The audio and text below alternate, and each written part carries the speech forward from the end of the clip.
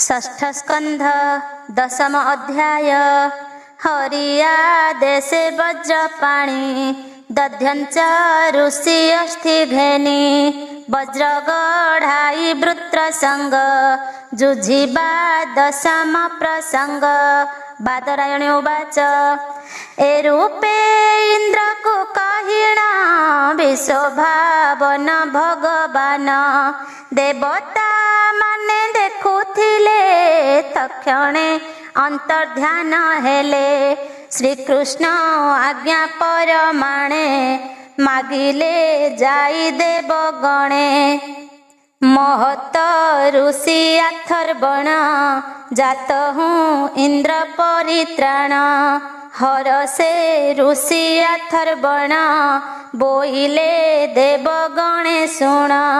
जंतुक प्राण परित्याग एतदुसह दुख भोग।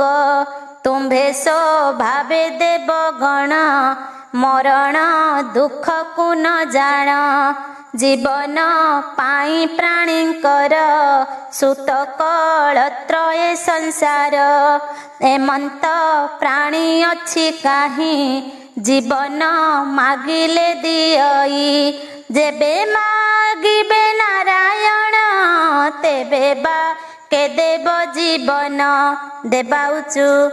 जे प्राणी सर्वभूत ठारे आत्मार प्राय दया करे। ईशित मात्रे देई प्राण करई प्राणी परित्राण। तुम्भर प्राय पुण्य श्लोक जे अबा पुण्यवंत लोक। ताहार ए मंत्र विचार से कि जानई परापर।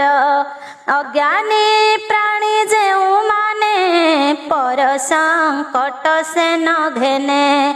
जाच ज्ञा श्रेष्ठ लोकंकर तेबे हे नहे हतादर। ऋषि उवाच भो देव राजदेव वृंदे धर्म कहिल मो सन्निधे। ए जे मोहर निज देह छाड़िबी न कर संदेह। देह को धरी जेउ जन न करे जस पुण्य कर्म। ताहाकू आत्मघाती कही स्थावरु अधमटी सेही। जे प्राणी पर दुखे दुखी पर सुखरे अति सुखी। अव्यय अक्षय ए धर्म कहंती पुण्य श्लोक जन। ए बड़ आश्चर्य लोकरे क्षण भंगुर देहे नरे। करंती आत्मस्वार्थ भेद इहलोकरे अपवाद। बादरायण उवाच एमंत कही अथर्वण निश्चल करी आत्मा मन। परम ब्रह्मे निवेशिले संजमे शरीर छाड़िले। मन बुद्धि ब्रह्मे निवेशी एहि जोगरे करी ऋषि। तेजिण गले से शरीर ताहा जानिले पुरंदर। एथु अंतरे देवराज विश्वकर्मा निर्मित वज्र। मुनि अस्थिरे सुनिर्मित विष्णु तेजरे होई जुत। विष्णु आज्ञारे तत्पर से वज्र धरी पुरंदर।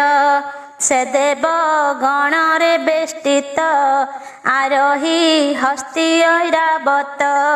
मुनि गणरे स्तुत होई त्रैलोक्य हरस कराई। वृत्र मारणे देवराज सैन्य सहिते हेले सज। अशेष बल संगे लई अंधके जन्हे रुद्र धाई। ए अनंतरे हे राजन कहिबा एक मने शुण। सुर सुरंकर रण अत्यंत परम दारुण। त्रेतया जुगर आद्य ହୋଇଲା ନର୍ମଦା ତଟରେ।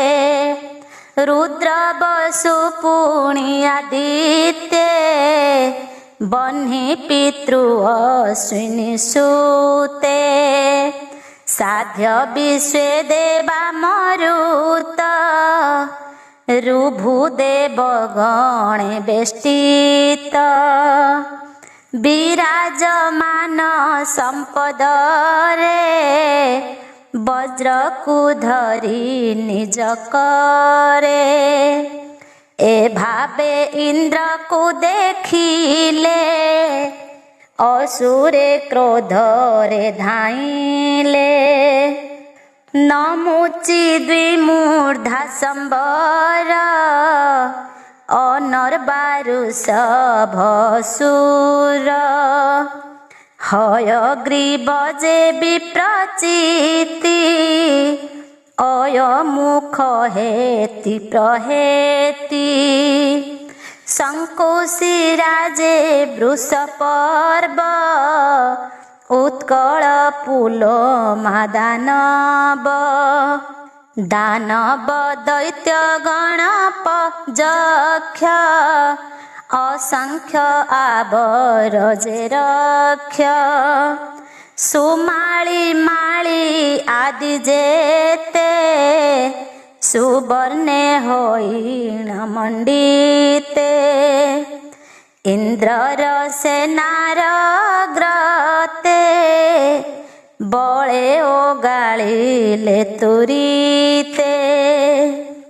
ଇନ୍ଦ୍ରଙ୍କ ସେନାର ସମୂହ କାଳକୁ ଅତି ଦୂରତ୍ୟୟ।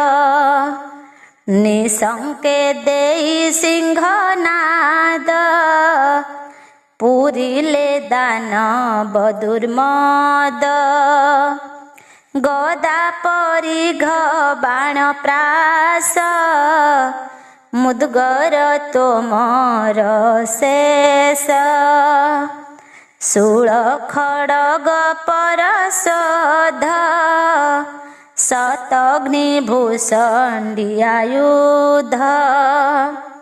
ଏ ଯେତେ ଅସ୍ତ୍ର ଶସ୍ତ୍ରମାନ ଦେବଙ୍କୁ କଲେ ପ୍ରହାରଣ। ଅସୁର ସର ବରଷଣେ ଦୃଶ୍ୟ ନୁହନ୍ତି ଦେବଗଣେ। ପୁଣ ପୁଣ ହିଁ ପଡ଼ିବାରେ ନକ୍ଷତ୍ର ଯେ ନେମେ ଘରେ। ଶସ୍ତ୍ର ଆଘାତ ଦାନବର କିଛି ନ କଲା ଦେବଙ୍କର।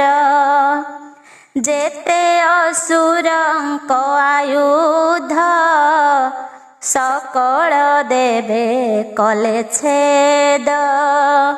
ଏଥୁ ଅନ୍ତରେ ଶୂନ୍ୟ ହସ୍ତ ଦାନବେ ଅତ୍ୟନ୍ତ କୋପିତ।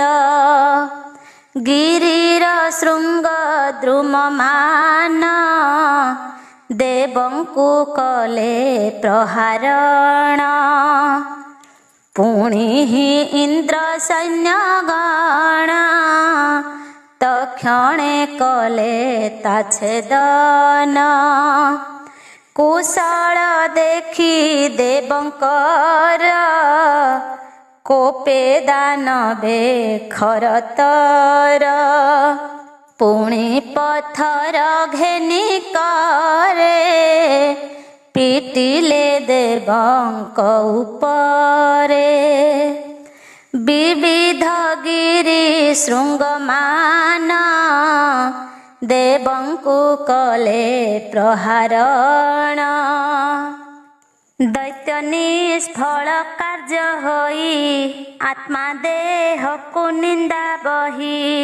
ଯାହାକୁ ରଖନ୍ତି ଈଶ୍ୱର ଅସୁରେ କେତେକ ମାତର।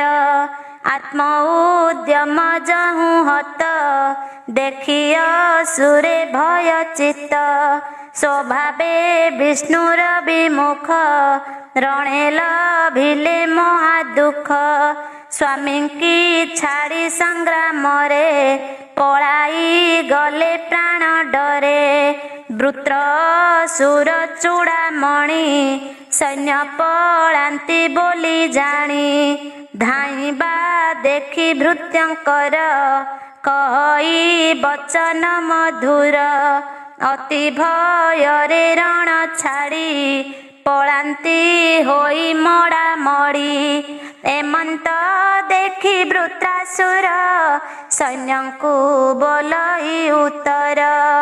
ହେ ବିପ୍ରଚିତ୍ତି ଅନର୍ବନ ନମୁଛି ଶୁଣ ମୋ ବଚନ। ଜାତ ଯେ ହୋଇ ଏ ସଂସାର ମରଣ ଧ୍ରୁବଟି ତାହାର। ମୃତ୍ୟୁ ଯେ ଦ୍ୱିତୀୟ ପ୍ରକାର ସଂସାରେ ବୋଲନ୍ତି ଯେ ସାର। ବ୍ରହ୍ମ ଭାବନେ ଦେଇ ଚିତ୍ତ ଯେ ପ୍ରାଣୀ ପ୍ରାଣେ ହୋଏ ହତ। ଯେ ରଣ କ୍ଷେତ୍ରେ ପ୍ରାଣ ଦେଇ ବୀର ସଜ୍ଜାରେ ରହେ ଶୋଇ। ବୋଲଇ ଦାସ ଜଗନ୍ନାଥ ଇନ୍ଦ୍ରବୃତ୍ର ଯୁଦ୍ଧ ଚରିତ। ସୁଜନେ ଏଣେ କର ଆସ ମୁଁ ତୁମ୍ଭ ଦାସଙ୍କର ଦାସ। ଯେହା ଶ୍ରବଣେ ଶୁଣନ୍ତି ସକଳ ପାପକୁ ନାଶନ୍ତି। ଇତି ଶ୍ରୀମଦ୍ ଭାଗବତେ ମହାପୁରାଣେ ପାରମହଂସ୍ୟାಂ ସଂହିତାୟାଂ ଷଷ୍ଠ ସ୍କନ୍ଧେ ଇନ୍ଦ୍ରବୃତ୍ରାସୁର ଯୁଦ୍ଧ ବର୍ଣ୍ଣନಂ ନାମ ଦଶମୋଧ୍ୟାୟ। ଏକାଦଶ ଅଧ୍ୟାୟ। ଏକାଦଶରେ ଇନ୍ଦ୍ରବୃତ୍ର କଥୋପକଥନ ବିଚିତ୍ର। କହନ୍ତି ଶୁକ ବ୍ରହ୍ମବେତ୍ତା ଇନ୍ଦ୍ରବୃତ୍ତର ଯୁଦ୍ଧ କଥା। ଶ୍ରୀ ଶୁକ ଉବାଚ ସ୍ୱାମୀର ଧର୍ମ କଥା ଭୃତ୍ୟେ ଆରତେ ନଘେନିବ ଚିତ୍ତେ। ଶୁଣି ସମସ୍ତେ ପଳାଇଲେ ସଭଏ ସଂଗ୍ରାମ ଛାଡ଼ିଲେ। କାଳାନୁକୂଳ ଦେବ ଗଣେ ଅସୁରଙ୍କର ସୈନ୍ୟମାନେ। କାଳ ପ୍ରତିକୂଳରୁ କରି ଅନାଥ ପ୍ରାୟ ସେ ଆଚରି। ଗରୁଡ଼ ପନ୍ନଗକୁ ଧରି ତେସନେ ଦେବେ ଦୈତ୍ୟ ମାରି। ସକଳେ ଇତସ୍ତତ ହୋଇ ପଳାନ୍ତି ପ୍ରାଣ ଭୟ ପାଇ। ଏମନ୍ତ ଦେଖି ସୈନ୍ୟଗଣ ଅସୁର କୋପ ଗରୁ ଟାଣ। ଦେବଙ୍କୁ ଆବରି ଆପଣେ ଭର୍ସନା କରଇ ବହନେ। ପଳାଉଛନ୍ତି ଯେ ଅସୁର ତାଙ୍କୁ ପଛରୁ କିମ୍ପା ମାର। ଭୟେ ପଳାନ୍ତି ଯେଉଁ ଜନ ତାଙ୍କ ବଧ କି ଭଲ ମଣ। ଏମନ୍ତ ବଳବନ୍ତଙ୍କର ସ୍ୱର୍ଗ ପ୍ରାପତ ଯେ ଦୁସ୍ତର। ଏତେ ବୋଲିଣ ତାଙ୍କୁ କହି ଦେବଗଣଙ୍କୁ କ୍ରୋଧ ବହି। ଆତ୍ମ ଶରୀର ପ୍ରକାଶିଲା ଦେବଙ୍କୁ ଭୟ ଦେଖାଇଲା। ଅସୁର କଲା ଘୋର ନାଦ ବ୍ରହ୍ମାଣ୍ଡେ ପୁରିଲା ଶବଦ। ଲୋକେ ହଇଲେ ହତ ଜ୍ଞାନ ଦେବେ ଶୁଣିଲେ ତାର ଶୋନ। ସେ ନାଦ ଶୁଣି ଦେବ ଗଣେ ମୂର୍ଚ୍ଛିତ ହେଲେ ତତକ୍ଷଣେ। ବିକଳେ ପଡ଼ିଲେ ଭୂମିରେ ବଜ୍ର ପଡ଼ିଲା ଯେହ୍ନେ ଶିରେ। ଚକ୍ଷୁ ବୁଜିଣ ଦେବ ଗଣେ ପଡ଼ିଅଛନ୍ତି ଘୋର ରଣେ। ଦୁର୍ମଦ ରଣ ରଙ୍ଗେ ବୀର ପାଦେ ମର୍ଦିଲା ବୃତା ସୁର ବନି କମ୍ପେ ପାଦ ଭରେ ଶୂଳ ଘେନିଣ ନିଜ କରେ ଭ୍ରମଇ ସଂଗ୍ରାମ ଭୂମିରେ ଯେସନେ ମତ କରିବରେ ତାହାକୁ ଦେଖି ବଜ୍ରଧର କୋପେ କମ୍ପଇ ଥର ହର ମହାଗଦାରେ ଦେବ ବର ବୃତ୍ରକୁ କଲେ ସେ ପ୍ରହାର ଦୁଃସହ ଗଦା ଆସିବାରେ ବୃତ୍ର ଧଇଲା ବାମ କରେ ଇନ୍ଦ୍ରର ଗଦା ଘେନି କର ସେହି ଗଦାରେ ବୃତ୍ରାସୁର ଐରାବତର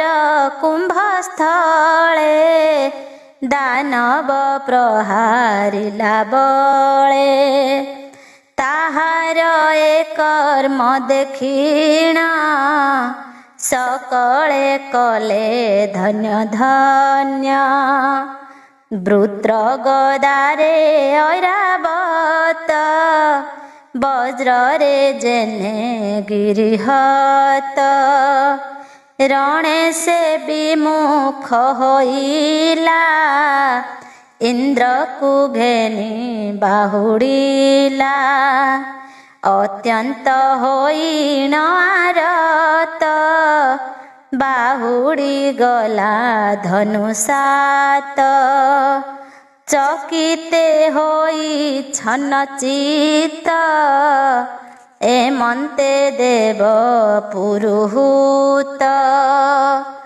ବୃତ୍ର ସୁର ପୂର୍ଣ୍ଣବାର ଇନ୍ଦ୍ରକୁ ନ କଲା ପ୍ରହାର ଇନ୍ଦ୍ର ଅମୃତ ଶ୍ରାବିକର ଦେଇଣ ହସ୍ତି କୁମ୍ଭସ୍ଥଳ ଆଶ୍ୱାସ କରି ଦେବ ବର ରହିଲେ ବୃତ୍ରର ଆଗର ସଂଗ୍ରାମ କରିବାର ଆସେ ଇନ୍ଦ୍ରକୁ ଦେଖି ନିଜ ପାଶେ ଭ୍ରାତାର ହନ୍ତା ବଜ୍ରାୟୁଧ ଦେଖି ଅସୁର କଲା କ୍ରୋଧ ସ୍ମରଣ କଲା ଭାତୃନାଶ ଶୋକ ମୋହେ ହୋଇ ବିରସ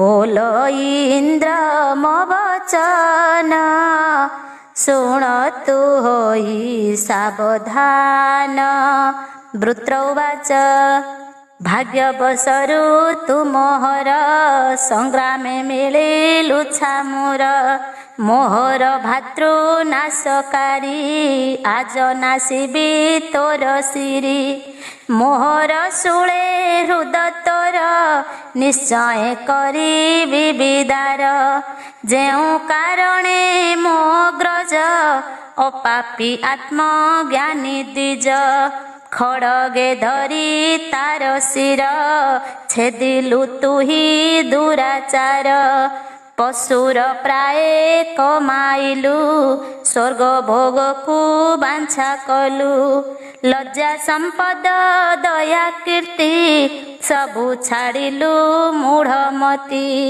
ମୋର ତ୍ରିଶୂଳେ ତୋ ଶରୀର ନାଶ ହୋଇବ ଦୁରାଚାର ଅଗ୍ନି ନ କରିବ ଦହନ ଖାଇବେ ଗୃଧ୍ର କୃମିଶ୍ୱାନ ଯେତେ ତୋ ସଙ୍ଗେ ଦୁଷ୍ଟ ଜନେ ଶସ୍ତ୍ର ଧରିଣ ଛନ୍ତି ରଣେ ଯେ ମୋତେ ପ୍ରହାରକୁ କଲେ ତାହାଙ୍କୁ ଛାଡ଼ିବି କି ଭଲେ ଖଡ଼ଗ ତ୍ରିଶୂଳ ପ୍ରହାରୀ କନ୍ଧ ଛେଦିବି ଏହାଙ୍କରି ଏ ଅନନ୍ତରେ ପାଇ ଜ୍ଞାନ ଇନ୍ଦ୍ରକୁ ବୋଲଇ ବଚନ ଭୋ ଇନ୍ଦ୍ର ଦେବଙ୍କ ଠାକୁର କୁଳି ସେ ମୋର ଶିରହର ଆତ୍ମାକୁ ବଳି ମୁହିଁ ଦେବି ଧୀରଙ୍କ ଚରଣ ଭଜିବି भो देव देवଙ୍କ